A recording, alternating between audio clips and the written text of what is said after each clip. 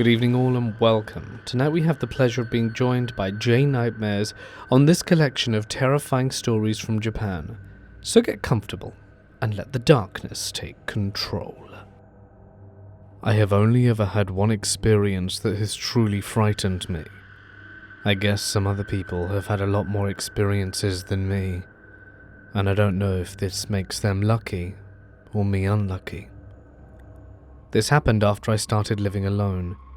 It was the first time I flew the nest, so to speak, and it felt so liberating to have my own new place to call home.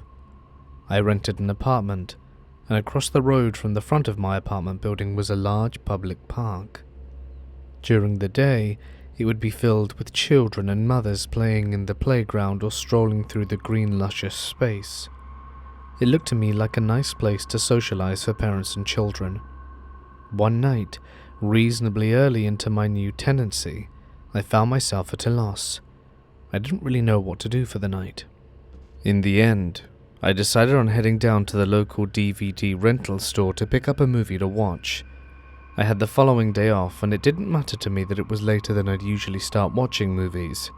I think it was around midnight when I left my place. The rental store stayed open until around 3 a.m, so I had no worries about getting there and back in time. However, when I got there, I found their selection a bit scarce. I mean, it was the weekend, so I guessed that the most popular films they carried were already rented out. There wasn't much on offer that really spoke to me. I ended up picking something up that looked mildly interesting, and then I left for home. The streets were pretty quiet at that time of night, especially in my new suburban area. It was peaceful, and the night seemed still. I remember fishing out my pack of smokes from my jean pocket and realizing I only had one left. I lit it and then changed my direction. I was approaching my building and needed to turn around, and the only stores open at that time of night would have been a convenience store, and I knew that there was just one at the other side of the park opposite my building.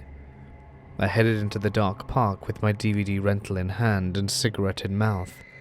There were only 4 streetlights in the park, and on a dark night like the night it was, it made things a little eerie. I could hear distant shuffles and scuttles of things that came out when it was dark, and the night chorus of insects and trees and bushes. I tried my best to ignore these denizens in the dark and focused on my goal, getting to the convenience store and grabbing smokes. But then I heard something so jarring it caused me to stop dead in my tracks. It was a child's voice coming from the right-hand corner of the park. I thought to myself, why is there a kid out here this time of night? I looked towards the area I thought I heard the voice coming from, but couldn't see anyone. I mean, it was dark, but I think I might have at least been able to make out a silhouette. But I couldn't. There was no one in sight. I found it very creepy. I decided that I had to push on and get out of the park. But then I thought to myself, if there was a child out here in the middle of the night, would I really have been able to live with myself if I just ignored them? As part of my mind told me that it could have been an animal that merely sounded like the cry of a child, I ignored that part of my mind. I knew deep down I probably wouldn't rest that night if I left the park without at least going to check things out. So that's what I did. I walked towards the sound of the child's voice I heard off the park pathway and into the darkness. I found myself arriving at the swings, and I noticed that's when I drew closer. There was a bouquet of flowers along with drawings and messages which had clearly been made by children. It was an incredibly sad sight to behold, and I felt the corners of my mouth drag down to form a frown of pity. I guess that it was some kind of memorial site. A poor little one must have lost their life in that spot, and I stood there in silent contemplation for a while. It was at that moment I saw the swing begin to swing back and forth by itself. I couldn't believe what I was seeing. My feet felt like iron weights. I was glued to the spot, and I was watching the impossible. The swing was swinging as if someone was in it, not full throttle, but a gentle swing. With each swing, the iron chains made a loud squeaking sound, and I swear at one point I heard a child's voice, but I couldn't make out what was said. It was absolutely bizarre. and definitely creepy. I raced to the convenience store and got my incredibly necessary smokes. I then took the longest way home, bypassing the park completely. I was so freaked out that I remembered my hands were trembling as I put my key into the lock. I don't know if the following is related, but when I woke up the next day, there were 2 little muddy handprints on my door and a trail of muddy footprints coming from the communal hall, as if a little one had walked right up to my door. I got the shivers, because when I saw that I couldn't help but think of the park. That was a little much for me. I went back to stay with my parents for a night or 2, then I started searching for another apartment.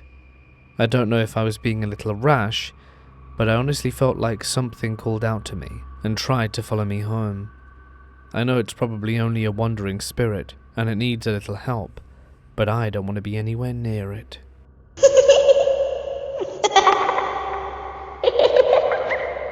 This all happened when I was living in a dingy old flat in Nakameguro during my first year of working as an adult.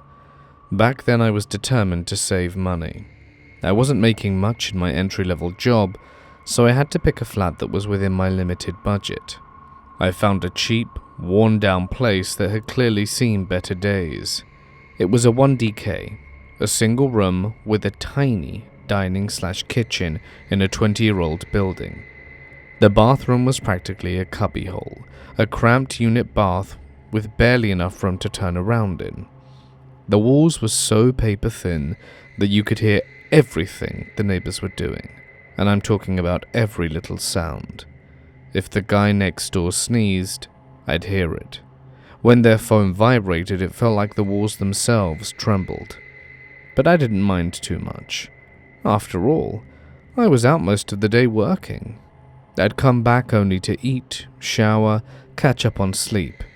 And at the time, the state of the place and the sounds from next door were nothing more to me than minor inconveniences. Then, it started. I remember the first time it happened. I came home one evening after a very long day at work, dropped my laptop bag by the door, and was just about to head into the room when I felt it. An odd tingling sensation, as if I'd walked into a spider's web. You know that feeling, don't you? That sticky, clinging sensation that catches on your skin, lingering on your face and arms. I brushed my hand across my face, but there was nothing there. I thought little of it at first. A place like this was bound to have spiders, and worse. It wasn't unusual to find the odd cockroach scurrying across the floor, and if there were roaches, surely there would be spiders too to prey on them. So I brushed it off as a spider web I couldn't see and carried on with my night. But then it happened again, and again. Every time I came home I felt that strange sensation, like invisible threads clinging to my face. I would stop in my tracks, frantically swiping the air around me, convinced there must be a web. But I could never find anything. No web, no spider, nothing. After a while, the sensation became more persistent, more deliberate. It wasn't just brushing against me anymore. It felt like something was deliberately touching me, caressing my skin, something unseen. I started feeling it almost every time I stepped through the door. The air inside my flat felt different, heavier, like it was pressing down on me, suffocating. The once harmless feeling of walking into a web had become something sinister, something that made the hairs on my neck stand on end. Eventually, I had enough. I tore through the flat, searching every corner, every crevice for a nest of spiders, or anything that could explain what was happening. I left no stone unturned, checked every inch of the walls, the ceiling, even behind the fridge. But there were no webs, no spiders, just me alone, with the gnawing sensation that something was wrong. I did find a cockroach, though, and killed it on the spot. I considered the idea that it could have been strands of my own hair blown by the wind when I opened my door. My hair was long enough to brush my ears, so maybe I was just being paranoid, feeling stray strands tickling my face. But no, that didn't explain it. I checked in the mirror, carefully examining for loose hairs. Also my hair after I had a bath to see if I was losing it. But I realized that the sensation wasn't from my own hair, it was different, and worse, it was getting stronger. The next evening, as soon as I stepped inside, I felt it again. But this time, it wasn't just a brief touch. It was like something invisible was wrapping around my face, sliding down my cheek as if trying to get my attention. A deep-seated dread settled over me, and I couldn't shake the feeling that something unseen was watching me, always waiting. Weeks passed, with the same eerie occurrences. Then one day, in a desperate attempt to take my mind off the flat's suffocating atmosphere, I invited 2 of my colleagues over for drinks. The mood at work had been tense, and a few beers and casual conversation seemed like a good way to unwind. We chatted about our own living situation, and I made the mistake of mentioning my flat's dilapidated state. "You wouldn't believe how run down my place is," I said half joking, not realizing what those words had set in motion. To my surprise, my friends seemed intrigued. "We've got to see this place," they insisted. And before I knew it, we were stopping by a convenience store to pick up drinks and snacks, and were heading back to my flat. When I arrived, I saw one friend's eyes widen with surprise. "It's even worse than I expected," he exclaimed, laughing, clearly amused by the sorry state of the building. I gave him a playful shove. "Shut up," I muttered, unlocking the door, and invited them inside. But as I held the door open, I noticed my other friend standing there frozen, his eyes locked on the entrance to my flat. He wasn't just staring, he was completely spaced out, as if something had shocked him. You coming in?" He barely responded. Yeah." His voice was hollow. He walked in slowly, like he was stepping into something unpleasant. I thought he might have been drunk already, but we hadn't even started drinking. "Are you all right?" I gave him a concerned look. His eyes darted around the room nervously before he forced a weak smile. "Yeah, I'm fine." But there was something off about him.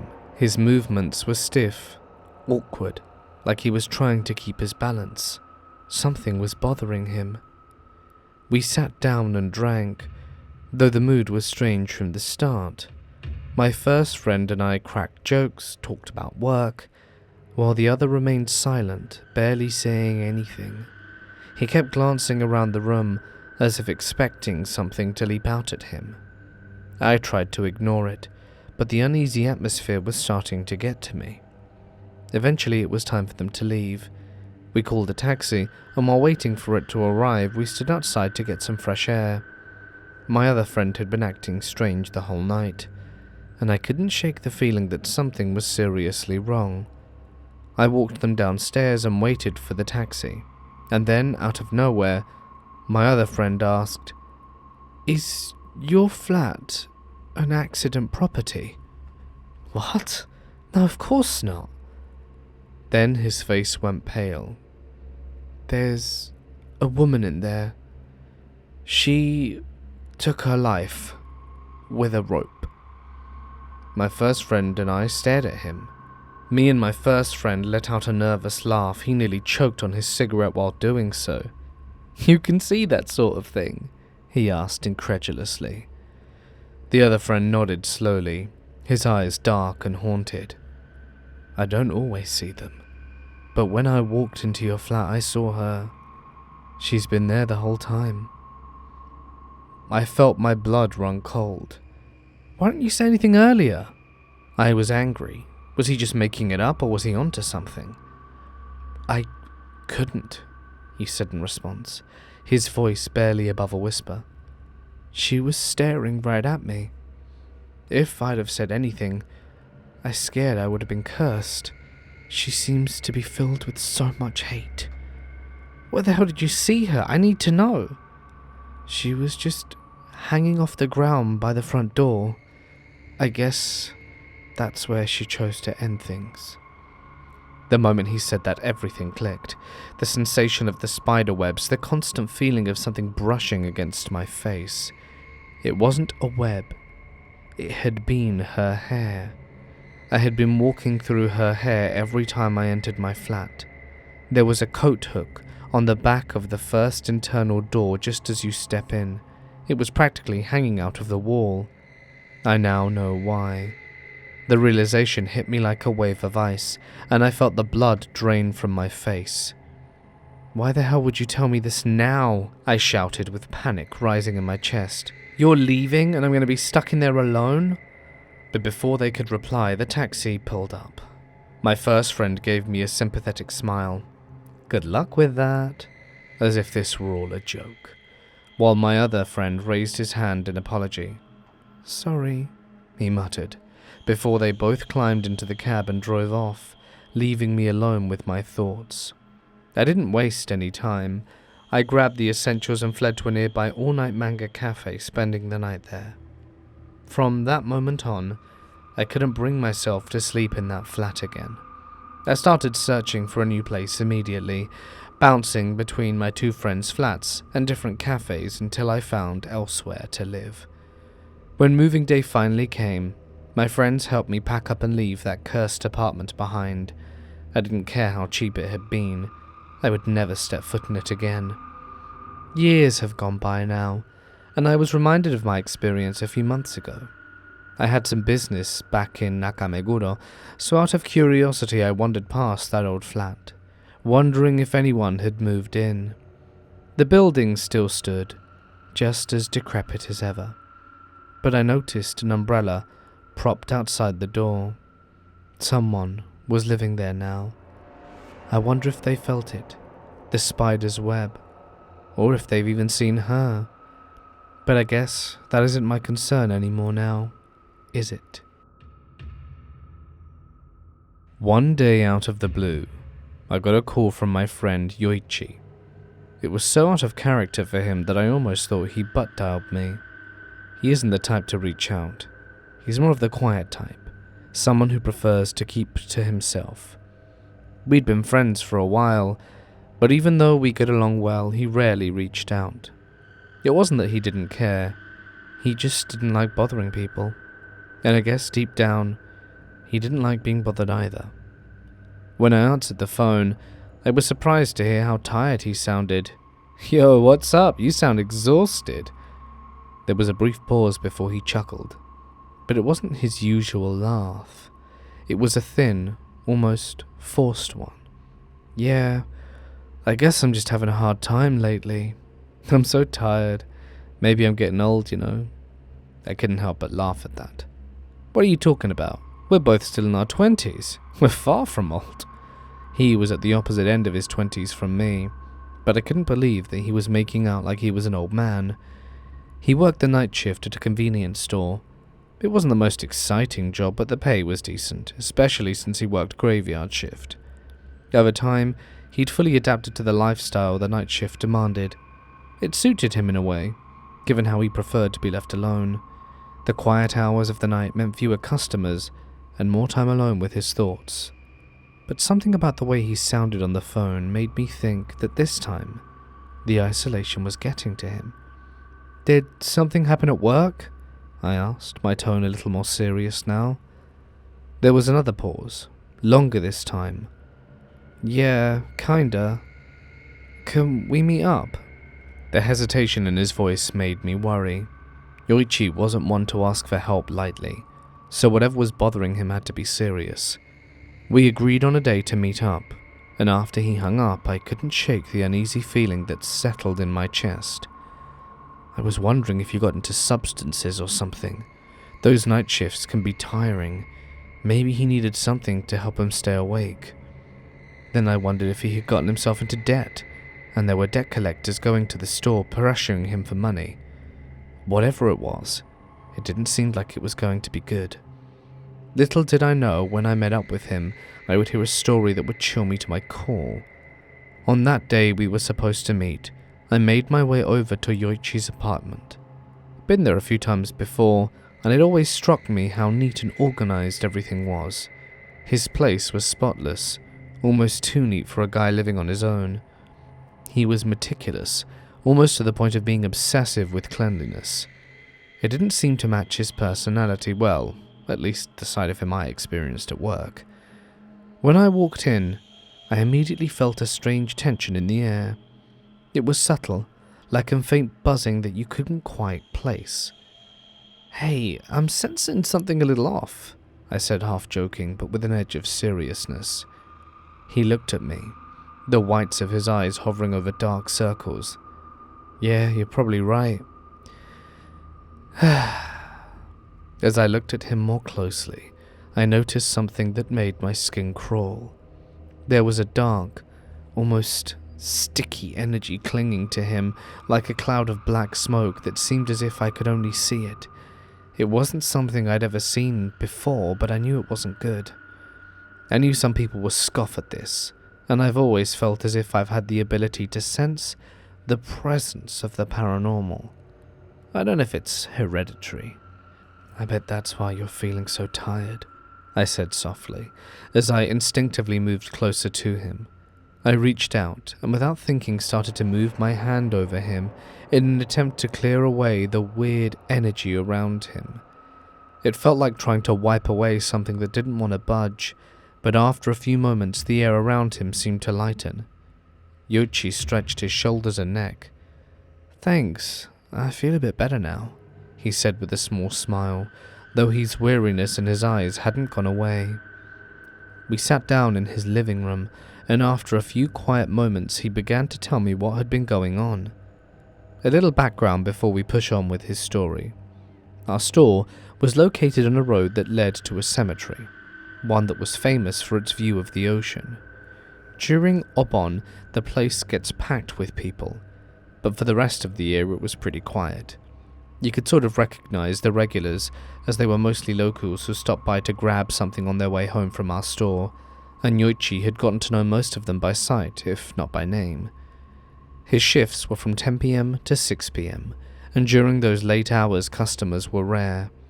He usually spent the night monitoring the security cameras from a small room behind the register. It wasn't exactly thrilling work, but it was fine. He was used to it. He liked the quiet nights. But then, one night, something strange happened. It was around 2 a.m. on a particularly quiet night where Yoichi noticed a man standing in front of the sandwiches and ready-made meals, trying to decide what to buy. But there was something off about the guy, and Yoichi couldn't quite put his finger on it. "When did he come in?" Yoichi muttered to himself, frowning. He hadn't heard the chime that usually rang when someone entered the store. Everyone knows that when you enter a convenience store they have those little chimes to alert the staff, but Yoichi swore he hadn't heard a thing. He figured he must have missed it, because he was tired, it was late, and after hours of staring at security monitors it was easy to let your mind drift. He checked the register and noticed they were running low on change, so he decided to head to the back office and grab more. The man was still browsing when he left the counter. He quickly exchanged the bills for coins, keeping an eye on the monitor the whole time, and then made his way back to the register. "Wait, where'd he go?" Yoichi stopped in his tracks, staring at the empty space where the man had just been standing moments ago. But the man had vanished. For a moment he assumed he must have been a shoplifter, but the store's alarms would have gone off if he'd have tried to leave with something expensive without paying.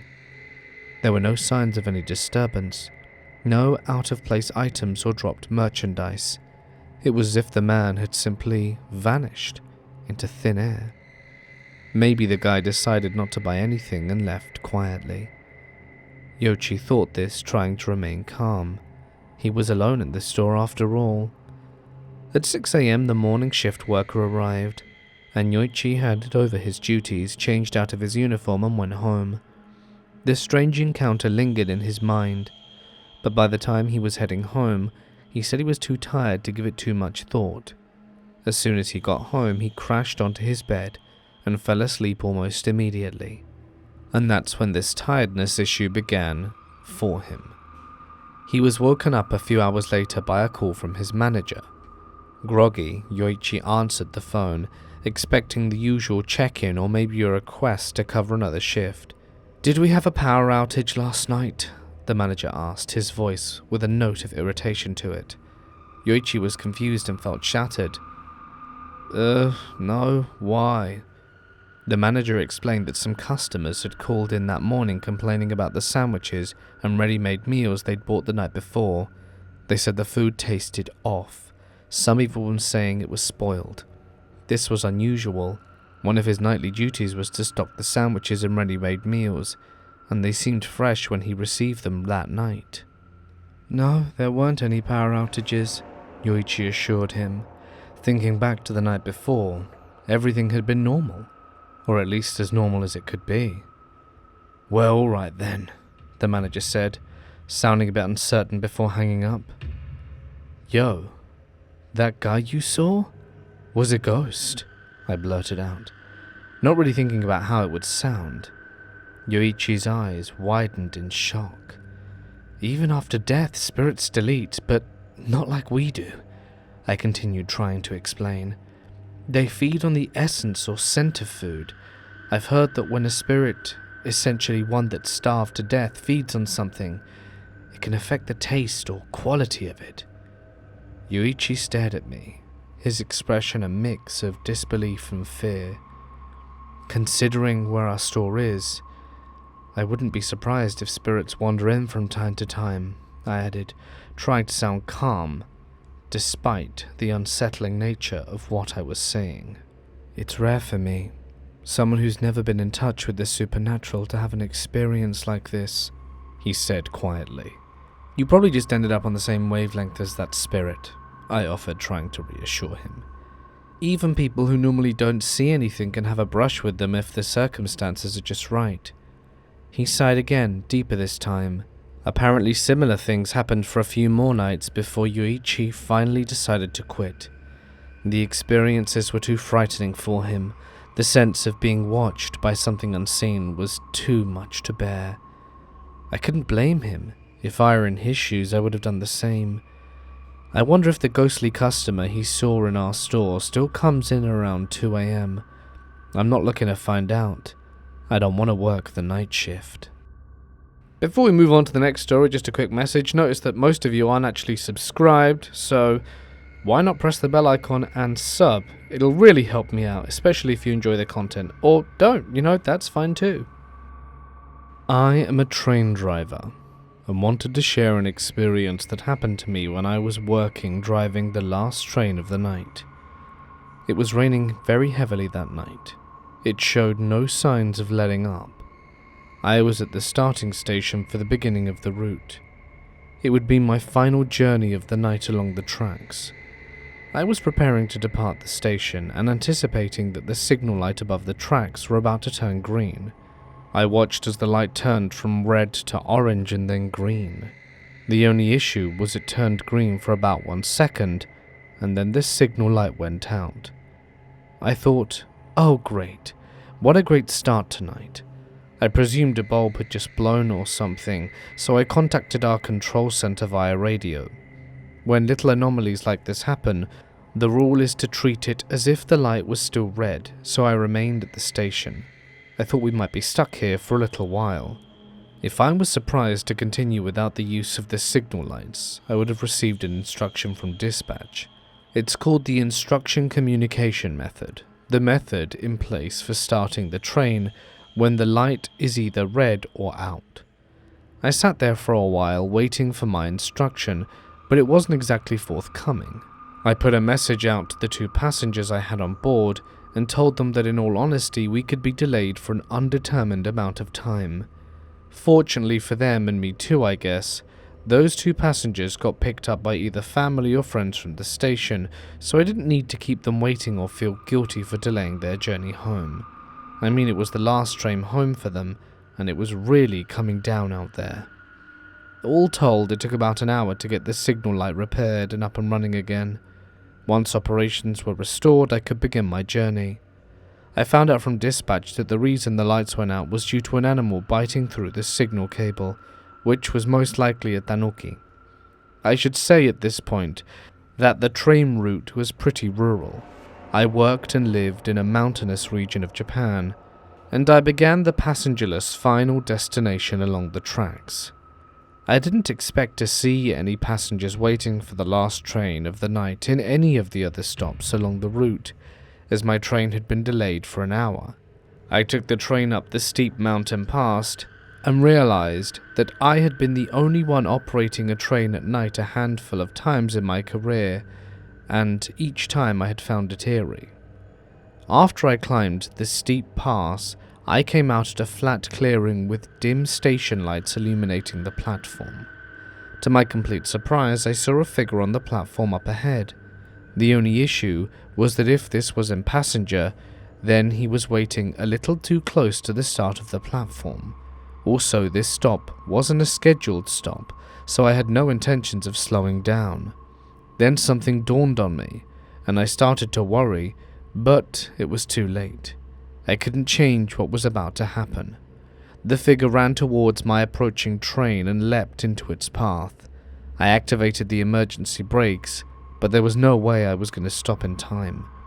I winced in anticipation of the impact, but didn't hear or feel anything. The train just came to a complete stop before the platform, and I remember what I thought at the time is that I had completely ran him over. But yet I felt nothing. I hopped out, which is against protocol, but I didn't care. I needed to know if I had hit something or not. I dropped down to the tracks and hit the gravel pretty hard, and stooped down to inspect underneath the wheel trucks. It was absolutely saturated with rainwater. My shirt was now clinging to my skin, and I didn't want to be outside for longer than I needed to, but I needed answers. I was scared that someone had been fatally injured. But when I inspected, there was nothing there. I did hear some wild animals scurrying away from the tracks and down into the brush and out of sight. They raced away, and I watched them for a second or two when something caught my eye. I looked ahead up the track and noticed that there was something up with the signal lights. They looked distorted. I was already soaking, so I thought I might as well walk along the gravel ballast to take a closer look. As I got closer, I realized something was very wrong up ahead. Due to the intense heavy rain, the sleepers, which are rectangular objects that support and secure the railway, had been pushed away. As we were up in the mountains and it had been hammering it down with rain from morning to night, I think that some of the old sleepers had become dislodged and separated from the tracks. It seems like they couldn't withstand the downpour as a rush of water came rushing down the mountains. I am certain that if my train had departed at the scheduled time, it would have been derailed. If we had no issues with the signals, and if there hadn't been a phantom figure on the platform leaping into the path of my train, things would have been very different. I don't know, but I feel as if all those things happened to delay me. Maybe they were signs. I'll never forget that night, the figure on the track, the tanuki, the rain. I'm lucky to still be here. This is a story from a friend of mine who used to work as a systems engineer. He's allowed me to share it. I think this will chime with certain people, so I'm putting it out there. He was stuck in a brutally demanding work environment, where working overtime for 4 or 5 hours a day had become part of his routine. On top of that, he barely managed to get 3 hours of sleep a night. By the time he turned 30, his life resembled that of a university student studying for a national entrance exam, a continuous grind with no rest. Eventually, the inevitable happened. He collapsed, his body unable to handle the stress anymore. Diagnosed with nervous gastritis, he was also told he had mild depression. His company, probably realizing how much they had pushed him, gave him a generous 5-day vacation and a nice bonus, likely in an attempt to make up for it. But by then the damage had already been done. He had already started to fall deeper into real depression.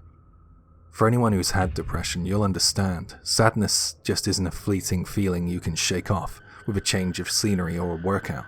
Depression is a real neurological condition. It's like the brain's happiness switch is malfunctioning, and the circuits for anxiety and sadness are firing on all cylinders. Even comedy, which is supposed to make you laugh, can make you feel deeply sad. It's like no matter what you do, the gloomy parts of life stand out in sharper detail, overshadowing everything else. So while he technically had time off, the mere thought of returning to the same toxic work environment filled him with fear. Sometimes the word suicide would drift across his mind like an unwelcome guest. And before he knew it, he found himself getting into his trusty Suzuki Jimny, his companion on many road trips, and heading to a mountain near his hometown, a place that held memories from his youth, about 3 hours away. In high school, he had been in the mountaineering club, and he had climbed that mountain countless times. It was a familiar place. He packed lightly, a tent, sleeping bags, some food and water, and he set off at dusk. There wasn't a plan, really. He just walked, placing one foot in front of the other, as if the act of moving forward would somehow help him leave behind the crushing weight of his thoughts. As he climbed higher, the air grew crisper and cooler. The smell of grass, trees, water, and earth filled his lungs, and the sweat running down his back gave him a sense of physicality that felt grounding after being so disconnected for so long. It was a sensation that he hadn't experienced in years, one that reminded him of a time when things were simpler. After walking for hours, he came across an open space with a water source.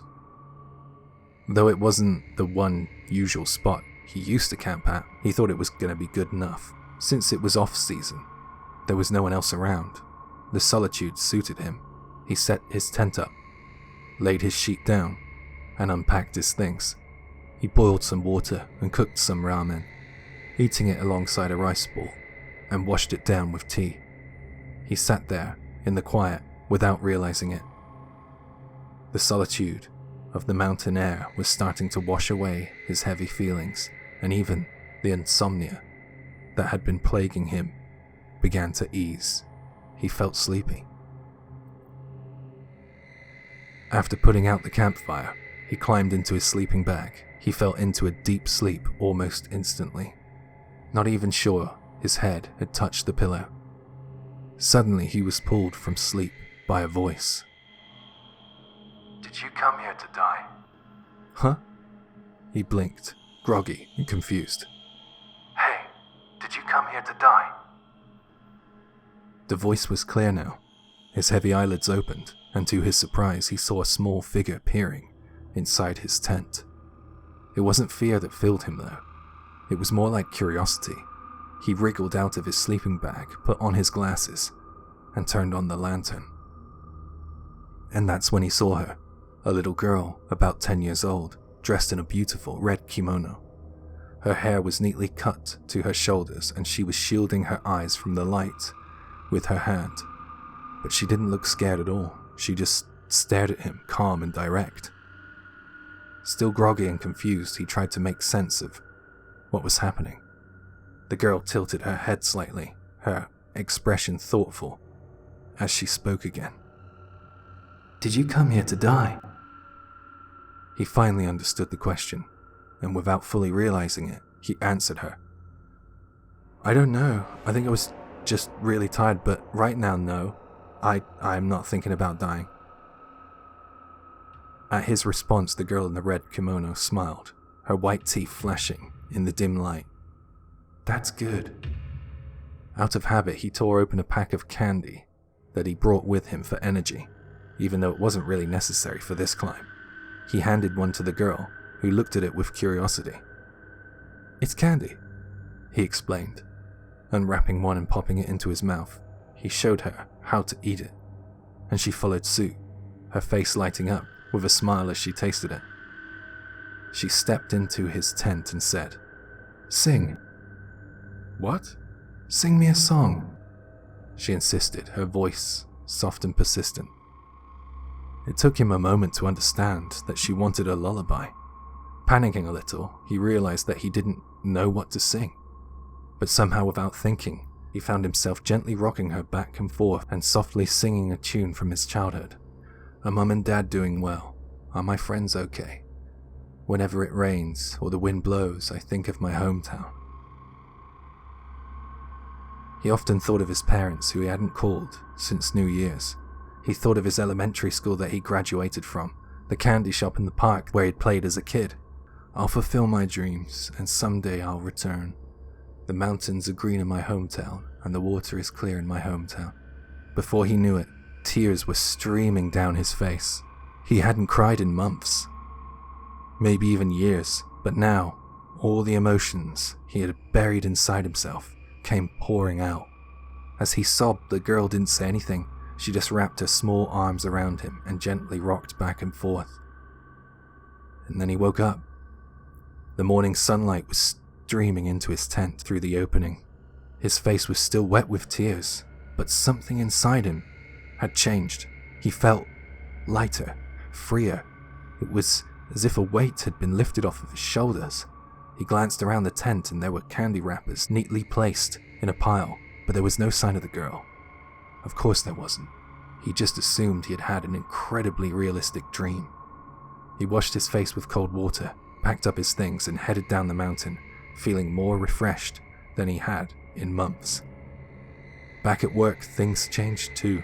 His colleagues had finally pushed for better conditions, and now he was often able to leave on time. He felt like he had a second chance at life.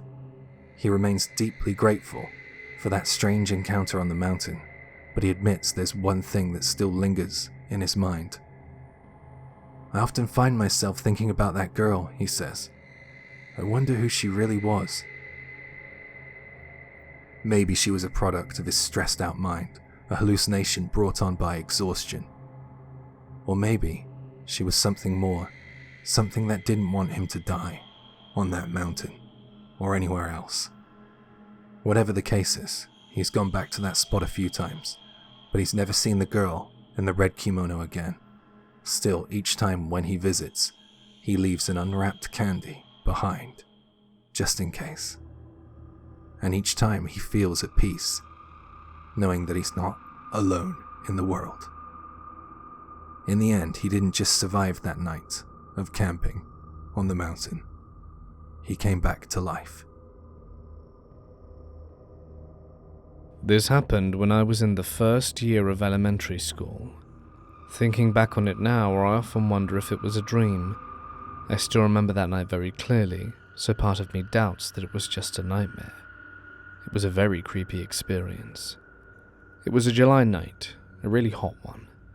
For a reason unknown to me, I woke up suddenly, looked at the illuminated numbers on the alarm clock, and saw that it was just after 3 a.m. Ever since I was little, I always had an interest in ghost stories, and at every opportunity I tried to watch anything mildly spooky on TV. But when it came down to actually being confronted by something out of the ordinary, something kind of scary, I was a scaredy cat. So when I woke up that night, I started to get a little spooked. I was immediately wondering why I woke up, and I was suspicious and fearing a knock at the door, if that makes any sense. Back in those days, our family slept in the same room as each other. My mom, dad, me, and my sister used to sleep on roll-out beds. Since I was awake, I looked around. I was curious to see if anyone else had woken up, but no one had. It's quite a lonely feeling as a child when you know you're the only one awake at night. I felt safe though, so I thought I'd try to get back to sleep. I shut my eyes in preparation for sleep, but after a few moments of them being shut, I heard a noise. I stiffened up though, because almost instantly I heard a woman's voice say something along the lines of, "Help me." It was definitely coming from outside, but it scared the heck out of me. Our family home faced a national highway, but there were very few cars that passed by night. It sounded like the voice was coming from that direction. Nowadays, a lot of apartments have been built in the area and new neighborhoods have sprung up. Along that way there are several convenience stores, family restaurants and all sorts. So at night there are people out on the street passing by, so street noise is perfectly normal. But back then, the nights were quiet. There was hardly any street noise or people walking around my area that late. So you can imagine how freaky it was to hear someone saying "help me" so late at night. And it wasn't just a one-off. I heard the same woman's voice asking for help multiple times. She was saying it over and over again. I thought that it sounded like she was in our garden, and something about her voice terrified me. but not as much as the proximity of that voice. You see, right outside the room where we all slept was our garden. If I were to open the sliding screen door, all I would have to do was walk down the narrow short hallway and I would be at the door to the garden. So what I'm alluding to is that the voice sounded very close. I was so frightened by the sound of the strange voice calling for help, but not fully committing to it. It sounded somewhat disingenuous and somehow lethargic. It lacked the urgency of a true call for help, and I think I was able to understand that at that age. Still, that call for help troubled me. It was frightening beyond belief. What was out in our garden? I shut my eyes and put my hands to my ears. For some reason I could still hear the calls though, even with my fingers poked into my ear holes. And after a while the voice sort of disappeared, faded away. I wondered if the owner of that voice had wandered off, and I felt a great sense of relief. But there was a feeling that hadn't left me yet, a sense of unease. I don't know, but perhaps it was like the calm before the storm, so I decided to wake up my dad. He was sleeping next to me, so I gave him a few nudges. He didn't rouse though.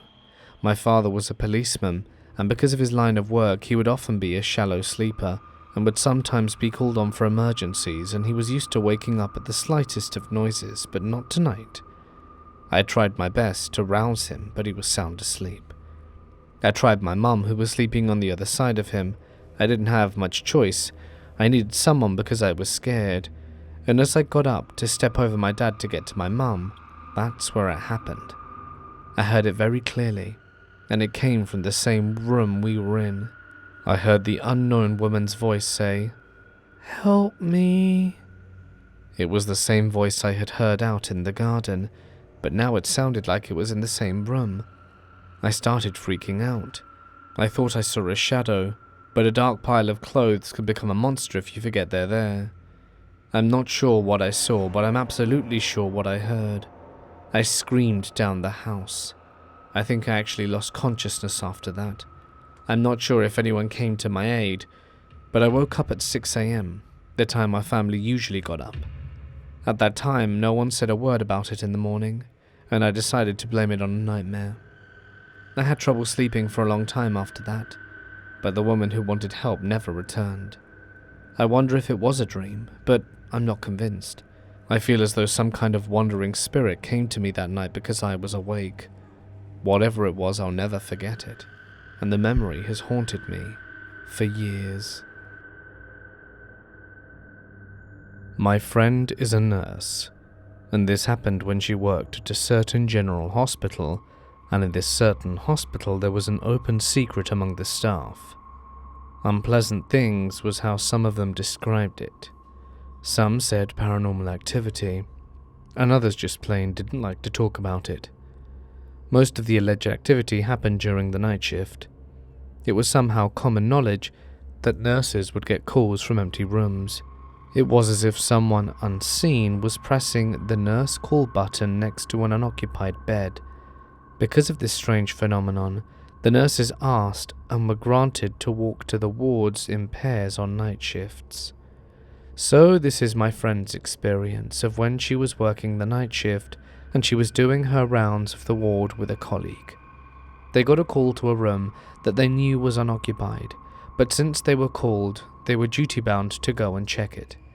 They arrived to the empty room, and before they walked into the room they knew they would find it empty, and they were right. They scanned the room, and it was the rules, and it was only when they were about to turn and leave that my friend noticed something that was certainly out of place. She looked down towards the floor for some reason, and that was where she spotted something sticking out just below the curtain. The curtains were attached to rails that ran along the ceiling, the type that could be pulled to separate space for patients, a sort of room divider. There, just creeping under the curtain, and in the gap between the floor and the bottom of the curtain, there appeared to be a hand.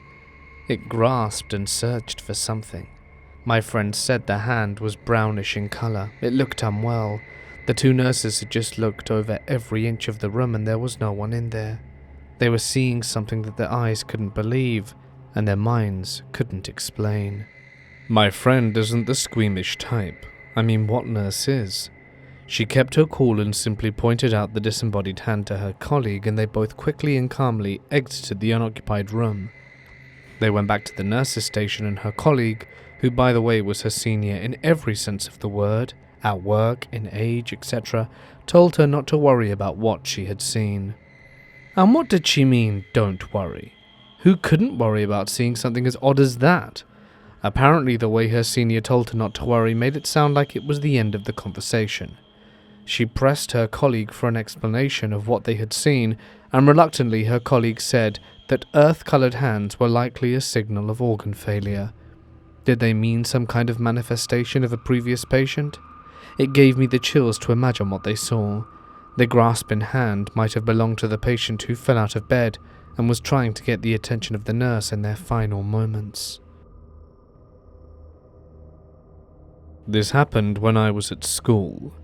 I had finished early that day. I think some after-school class was cancelled or something. I went straight home and I was relaxing in the kotatsu. My little sister usually came home around 3 p.m, but it seemed like she must have gone out to play with some of her friends. Both of my parents were at work, so I had the whole house to myself.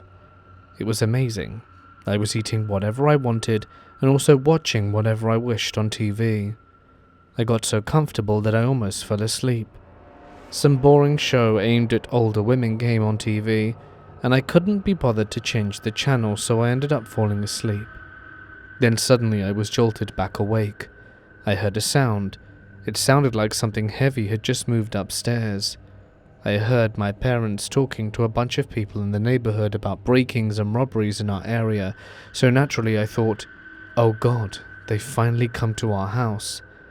I was around 16 at the time and I was in the baseball team. I knew I had a good swing and a bat in the hallway, so I chose to do something reckless. I grabbed my bat and I ran upstairs. I looked around but couldn't see anyone up there. I guess that I was so sleepy I must have just been imagining things, or maybe even dreaming.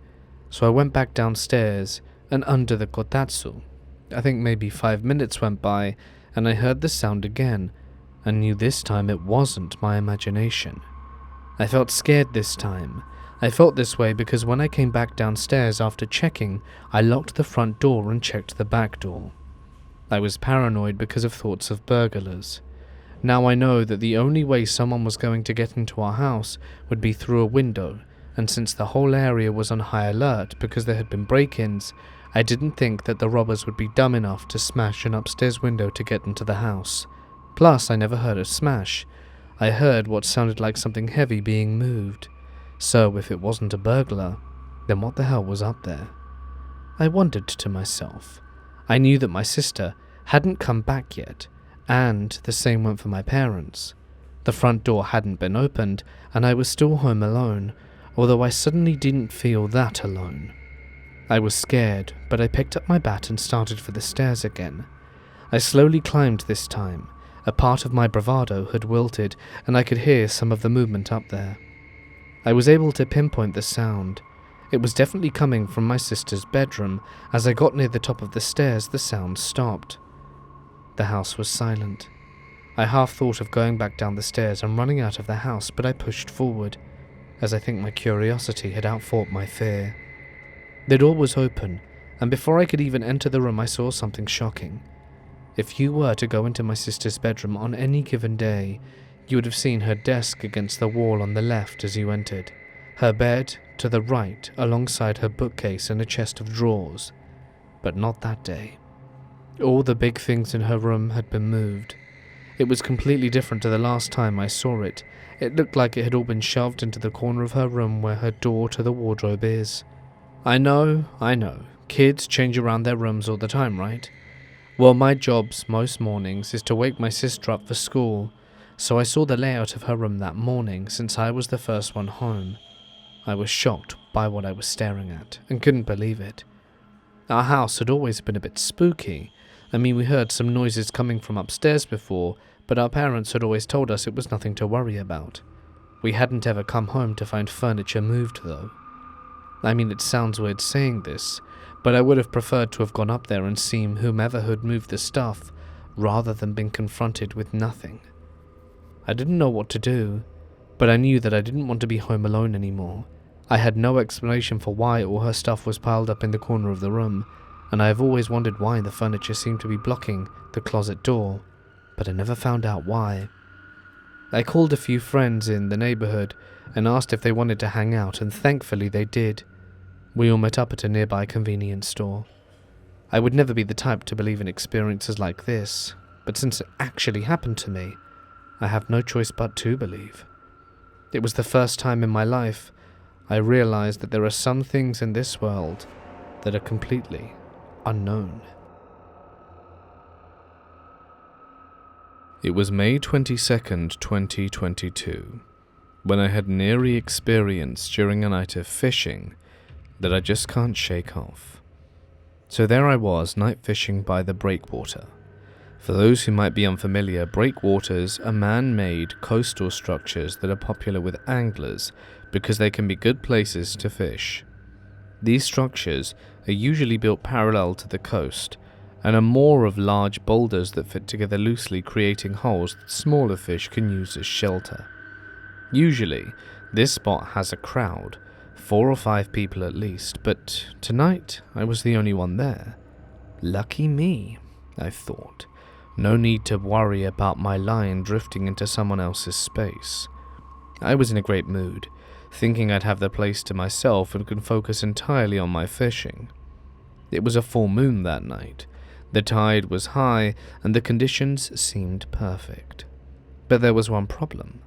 The moon was right in front of me, shining way too brightly. For some reason, that kind of brightness just doesn't sit well with fish. They tend to be less active, and I started thinking that maybe I wouldn't catch much. But then out of nowhere I began getting some strong bites on my line. Every time I reeled it in, though, there was nothing on the hook. Well, no fish. The bait was still there, untouched. As any seasoned angler would, I tried a couple of different baits, but nothing was working, and it was unlike anything I'd ever experienced. Weird, I muttered to myself. I kept casting my line. I was determined not to give up. Then something strange happened. As soon as my float sank into the water, a round object popped up right beside me. The sea was shimmering with the reflection of the moon, so from my vantage point the object was backlit and appeared to be pitch black. It was about the size of a bowling ball. Is that a buoy? I wondered. But then the object suddenly sank below the surface again. Could it have been a porpoise? I thought, but quickly dismissed it. Porpoises don't stop like that, and if there were one, it would have surfaced to blow air. A seal, perhaps, but then again, do seals even come this far south? If it were a cormorant, it would have had a long neck, surely. I concluded that it must have been some animal messing around with my fishing gear. After that, the bites completely stopped. I had a few nibbles, but now was getting nothing, which left me feeling irritated. I decided to take a break, put my rod down, grabbed some sake from my cooler, and put it in my cup, and sat there sipping it while the wind died down. The scene became so calm it looked like a mirror. I munched some dried squid, finished my drink, and began to feel more at ease. I took a deep breath and felt a little less tense. Sitting on the cooler, I twisted my body around and turned on my headlamp and opened the tackle box that I had placed to my right. I fumbled around until I found a small float that I figured would just be visible enough in the calm water. My plan was to try and detect even the tiniest bites. I started to stand up to return to my original position, but as I turned back around, I caught sight of something. There, just above the edge of the breakwater, I saw a woman's face staring at me. I felt like Mike Tyson had just landed a punch right in the center of my chest. The shock ran through my whole body. The woman had long, slightly wet black hair parted in the middle and was glaring at me, her eyes piercing. She was about a meter from me. I was so startled that I could feel my heart, ears, and nose thumping in sync, but I didn't scream. Immediately, my thoughts just turned to the paranormal, but then I realized her face looked completely human, just like anyone you'd see on the street. I had no idea how long we stared at each other, but eventually I started to calm down, even though she was glaring. She looked quite pretty, and I managed to choke out some words. What are you? It probably came out as gibberish, but her stare persisted. I took a deep breath and sighed again. What do you want? There was no reaction from her, and the silence was unbearable. I decided I had to do something, so I forced myself to get back to fishing. I looked away from her, turned back to my original position, and with trembling hands started changing my float. I didn't want to be intimidated, so that's why I didn't leave. I'm a stubborn person. I was fumbling so much that I'm not even sure if I tied it correctly in the end, but somehow I managed, carefully avoiding shining my headlamp in her direction. I bent down to get some bait and put it on the hook. I switched off the headlamp and cast my line again. I probably should have just left right there and then, but I wouldn't have been here sharing my story if I did. At that point, there was no way I could concentrate on detecting any bites. I knew she was still there just to my right, but the background was a mess of complex shapes from the tetrapods, so I couldn't see her from the corner of my eye. The only option was to completely ignore her and try to wait her out. Surely there would be nothing in it for her to be hanging around by the sea watching me fish in the dark, right? A little while later, my float suddenly plunged under the water. I jerked the rod to set the hook, but once again nothing. I turned on my headlamp, grabbed the dangling line, and shone the light towards my bait box. But the whole time I had my headlamp on, I was too distracted by the thoughts of the woman. I couldn't help it. I nervously let the beam of my headlamp sweep towards where she had been, but she was now gone. But then I felt something behind me. I stiffened up. I heard 2 tiny, soft footsteps behind me. I forced myself to keep looking straight ahead. I hurriedly packed up my gear and moved to the end of the breakwater. In hindsight, I should have just gone home, but I'd been fishing in this spot for so many years that it never occurred to me to leave, even with everything going on. What did she want with me? What the hell was she, some kind of crazy person? But then again, how could someone disappear so suddenly? She was a meter away, then she was behind me. Was she a ghost? I was trying to stay calm, but my nerves were all over the place. I kept pulling out random items from my tackle box, putting them back, picking up my rod, setting it down, opening and closing the bait box, anything to distract myself. Finally, I managed to bait the hook, and was about to cast my line again, and as I moved from my hands to the sea, there she was. She was there, only her upper face visible above the edge of the breakwater glaring at me. She was in the water, peering up at me with eyes that fathered no emotion, staring blankly like the creatures of the deep. She's back! Please just stop! But the woman didn't react. What do you want? With a sniffle, I reached into my cooler, pulled out my sake, and hesitantly placed it in front of her. Would you like some? She just glared at me, her expression unchanging. I slowly lowered my hand and placed the cup in front of her, jumping slightly when I did so. Do you want some dried squid? I offered, holding out the open bag. She slowly drifted away from the edge of the breakwater and slipped beneath it. I remained frozen for a while, paralyzed with fear, before finally daring to stand up and peek over the edge. But there was nothing there. The waves gently lapped against the breakwater, making soft splashing sounds, and I quickly grabbed the sake I had left out in front of me, opened it, took a big gulp, but I immediately started choking. It was definitely alcohol, but it didn't taste like sake. I tried chewing on the dried squid, but even that had little to no flavor. Frantic, I grabbed the other bottle of sake from my cooler and drank it down in one go. After that, the fishing picked up. I started catching fish after fish, but my mind was elsewhere, so I went through the motions like a zombie, silently working until I started to get brighter. The full moon was gone, and the early rays of sunshine were here. The woman never appeared again after that night, but sometimes I swear I feel her presence, on those nights where I see ripples near my float. I know she's close. I always offer her some sake and dried squid when it happens. And you know what? Those nights always end with great catches. But I never did find out who or what she was. I have my own idea of what happened to her though. I guess you can put two and two together in this situation.